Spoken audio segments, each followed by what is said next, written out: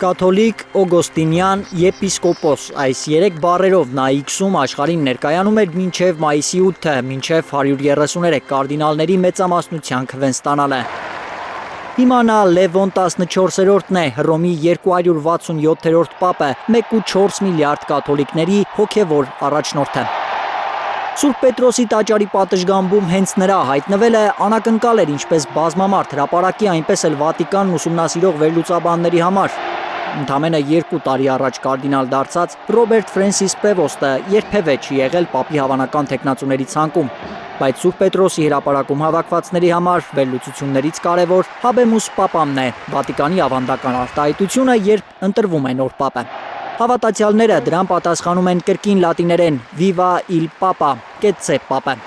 Իսկ թե ով է պապը, հավաքվածները քննարկում են միայն պապի առաջին աղոթքից հետո։ Մայիսի 8-ին Լևոն 14-րդը նախքան աղոթելը հիշեց իր նախորդին Ֆրանցիսկոս պապին, հետո հնչեցրեց աղոթքը։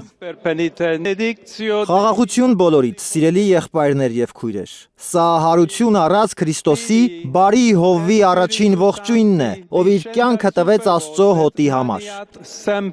Ես նույնպես կցանկանայի, որ այս խաղաղության ողջույնը հայտնվի ձեր սրտերում, հասնի ձեր ընտանիքների բոլոր մարդկանց, որտեղ էլ որ նրանք լինեն, բոլոր ժողովուրդներին, ամբողջ երկրին։ Պապն ամերիկացի է, առաջին պոնտիֆիկոսը, որ Միացյալ Նահանգներում է ծնվել։ Ռոբերտ Պրևոստը 69 տարեկան է, Չիկագոյի, ծնվել է դպրոցի տեսուչի եւ գրադարանավարուհու ընտանիքում։ Մանկուց հետաքրքրվել կրոնական աշխարհով, մինչ քահանայական կրթությունը մաթեմատիկա է ուսումնասիրել, հետո հայտնվել օգոստինյան միաբանությունում։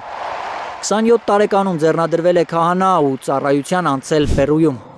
Ամերիկացիների չափ ուրախ են պերուացիները, մանավանդ Պյուրա քաղաքում բոլորը լավ ճանաչում են նոր պապին։ Միլդրեդի կնքահայրն է նոր պապը, հայրը իրեն Միլդրեդ է անվանել Հռոմի պապի մայրիկի պատվին։ Նա այն մարդն է, ով մշտապես ներկա է եղել իմ կյանքում, այն իմաստով, որ միշտ ստացել եմ նրանից մի կարճ նամակ, ողջույն։ Նա միշտ ժամանակ էր գտնում ինձ ողջունելու, նաև հայրս լավ բարեկամներ էին։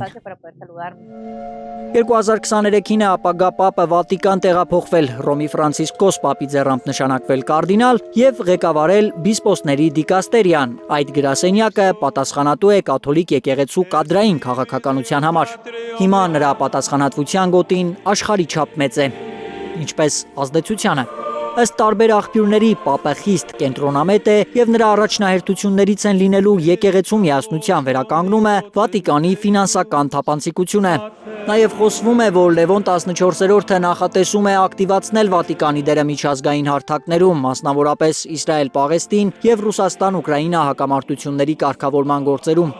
Գուցե նաև հենց դրա մասին էր ակնարկում Հռոմի պապը, երբ առաջին պապական պատարագում աղոթում էր աշխարհի մութ գիշերներին լույս սփռելու համար։ Ալբերտ Սերոբյան, Նորայր Հակոբյան, Հայլուր։